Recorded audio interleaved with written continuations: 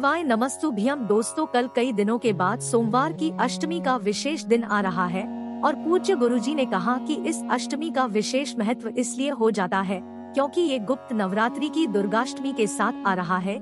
इसलिए आपको पूज्य गुरुजी द्वारा बताया गया सिर्फ एक बेलपत्री से ऐसा उपाय करना है जो आपके शरीर में हो रहे भारी से भारी रोगों को समाप्त करेगा, आपकी बड़ी से बड़ी बीमारी को समाप्त करेगा तथा आपके जीवन जो धन धान्य की दिक्कत चल रही है, धन कमाने के जो रास्ते आपको दिखाई नहीं पड़ रहे हैं, आपके व्यापार में बढ़ोतरी नहीं हो पा रही है, या फिर आपकी नौकरी में तरक्की नहीं हो पा रही है, या फिर आपके विवाह में विलंब हो रहा है, और या फिर आप अपने जीवन में लगातार असफलताओं का सामना कर रहे हैं।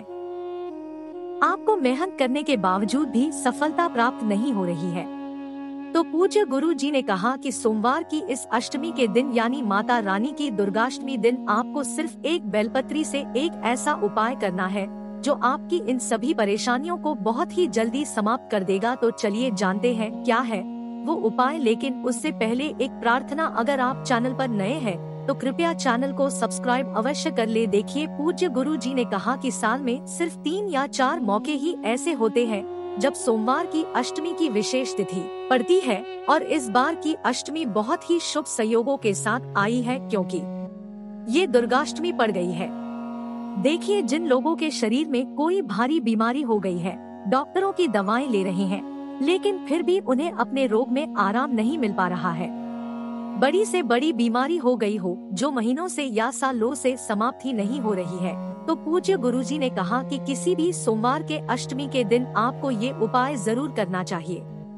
देखिए, ये पहला उपाय आपकी बीमारी के लिए है और इसके बाद जो दूसरा उपाय बताया जाएगा वो आपके जीवन में चल रही धन धान्य की समस्या को दूर करने के है। पहले बात करते हैं बीमारी के लिए इस पहले खास उपाय की। देखिए, ये बहुत ही छोटा सा उपाय है। इस उपाय के लिए आपको सिर्फ एक बेलपत्र की जरूरत पड़ेगी, लेकिन बेलपत्र लेते समय आप ध्यान रखेंगे कि बेलपत्र की पत्ती कटीपटी नहीं होगी और बेलपत्र की डंडी के आखिर में जो डूट होती है यानी जो गांठ होती है, जिसे हम लोग डंठल कहते हैं, उस डंठल को यानी उस डूट को आप तोड़कर अलग कर लेंगे, उसको हटा देंगे। फिर इसी के साथ आपको ले लेना है। इस उपाय के लिए आपको सिर्फ और सिर्फ एक दूर्वा की जरूरत पड़ेगी और साथ ही साथ सबसे आखिर में आपको ले लेना है एक लोटा जल। देखिए, एक लोटा जल आप तांबे के पात्र में ले लेंगे और जल आप अपने किचन से ही लेंगे। आपके किचन में बाल्टी, मटका या आरओ जो भी है वहीं से आपको जल ले लेना है।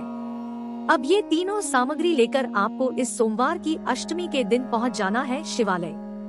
पूज्य गुरु जी ने कहा कि आप पहले कोशिश करिएगा कि आप प्रदोष काल में इसको कर लें, लेकिन अगर प्रदोष काल में आपको टाइम नहीं मिल पाता है तो फिर आप पूरे दिन में किसी भी समय इस उपाय को कर सकते हैं। देखिए, शिवालय पहुंचकर सबसे पहले आपको एक दूर्वा अपने हाथ में रखनी है और नंदेश्वर महादेव का स्मरण करते हुए, कौन से महादेव का? नंदीश्वर महादेव का स्मरण करते हुए आपको ये एक दूर्वा शिवलिंग के ऊपर समर्पित कर देनी है। फिर उसके बाद आप जो एक बेलपत्र लेकर आए हैं उसको अपने हाथ में रखिए और नंदीश्वर महादेव का स्मरण करिए। उनसे अपने शरीर में भारी से भारी जो रोग हो गया है, जो बीमारी हो गई है, उसको दूर करने की प्रार्थना कर लीजिए और फिर ये एक बेलपत्र शिवलिंग के ऊपर समर्पित कर दीजिए। उसके बाद आप जो एक लोटा जल लेकर गए हैं उस जल को शिवलिंग के ऊपर धीरे धीरे समर्पित करते जाइए। देखिए, बिल्कुल धीरे धीरे समर्पित करते जाइए और समर्पित करते समय आप कम से कम 11 बार श्री शिवाय नमस्तव ब्रह्मा मंत्र का जाप जरूर करिएगा। फिर इसके बाद जलाधारी से जल नीचे गिरता है, उस जल को लेकर आप अपने घर आ जाइए। गुरु जी ने कहा कि इस जल का सेवन आप उस बीमार व्यक्ति को कराइए जो व्यक्ति कैंसर से पीड़ित है, जो व्यक्ति अपनी किडनी की बीमारी से पीड़ित है, जो व्यक्ति अपनी किसी भी पेट की समस्या से परेशान है, या जो व्यक्ति अपने शरीर में किसी भी प्रकार की बीमारी से परेशान है, उस व्यक्ति को इस जल का थोड़ा थोड़ा आचमन कुछ दिनों तक कराइए। गुरुजी ने कहा कि इस जल का आप कुछ दिन उस व्यक्ति को सेवन कराइए। माँ की कृपा से आप देखेंगे कि उस बीमार व्यक्ति की बीमारी में बहुत जल्द आराम मिलना शुरू हो गया है। तो अगर आपके शरीर में या आपके परिवार के किसी सदस्य के शरीर में कोई रोग हो गया है तो आपको ये उपाय जरूर करना चाहिए। अब इसके बाद बात करते हैं गुरुजी द्वारा बताए गए दूसरे खास उपाय की देखिए। दूसरा उपाय उन लोगों को करना है जिनके पास धन दौलत की बहुत ज्यादा समस्या है, धन प्राप्ति नहीं हो पा रही है, धन की वजह से उन्हें बहुत सारे कार्यों में सफलता नहीं मिल पा रही, तो उन्हें ये दूसरा उपाय कर लेना है। देखिए, इस उपाय के लिए आपको सिर्फ और सिर्फ 5 बेलपत्र की जरूरत पड़ेगी। अगर आपके पास बेलपत्र नहीं है तो शिवालय में शिवलिंग के ऊपर चढ़ी हुई बेलपत्र को उठाकर जल से शुद्ध करके फिर आप उनका भी इस्तेमाल कर सकते हैं। गुरुजी ने कहा कि बेलपत्र लेते समय आप ध्यान रखेंगे कि ये कहीं से भी कटी-फटी नहीं होनी चाहिए और बेलपत्र की डंडी के आखिर में जो दूध होता है उसको भी हटाकर आप अलग कर लेंगे। इसी के साथ आप ले लेना है 1 लोटा जल। अब ये दोनों सामग्री लेकर आपको पहुंच जाना है शिवालय। देखिए, शिवालय पहुंचने से पहले आप एक कार्य करेंगे। इन 5 बेलपत्रियों में से किसी भी एक बेलपत्री की पहली वाली पत्ती पर आप थोड़ा सा शहद लगा देंगे। थोड़ा सा शहद लगा दीजिए या थोड़ा सा चंदन लगा दीजिए। अपने दाहिने हाथ यानी राइट हैंड की अनामिका उंगली से आप 5 बेलपत्रियों में से किसी भी एक बेलपत्री की सबसे बड़ी वाली पत्ती, जो सबसे आगे पत्ती होती है, उस पत्ती की चिकनी तरफ आपको थोड़ा सा शहद लगा देना है या फिर थोड़ा सा चंदन लगा देना है। फिर ये 5 बेलपत्री और 1 लोटा जल लेकर आप पहुंच जाएंगे शिवालय। गुरुजी ने कहा कि इस सोमवार की अष्टमी के दिन आप चाहें तो प्रदोष काल के समय ये उपाय कर लें, और प्रदोष काल के समय में अगर आपके पास टाइम नहीं है तो पूरे दिन में किसी भी समय कर सकते हैं। देखिए, जिन लोगों को नौकरी या व्यापार नहीं करना होता है वो लोग प्रदोष काल के समय ही उपाय करेंगे, बाकी लोग पूरे किसी भी समय कर सकते हैं।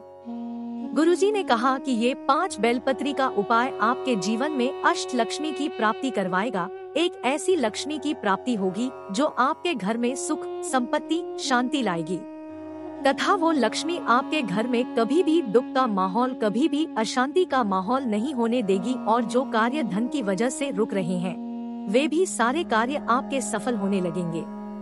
देखिए, अब शिवालय पहुंचकर सबसे पहले आप जो 1 लोटा जल लेकर आए हैं वो जल को आप शिवलिंग के ऊपर धीरे धीरे समर्पित करते जाएंगे और श्री शिवाय नमस्तु ब्रह्मा मंत्र का लगातार स्मरण करते जाएंगे।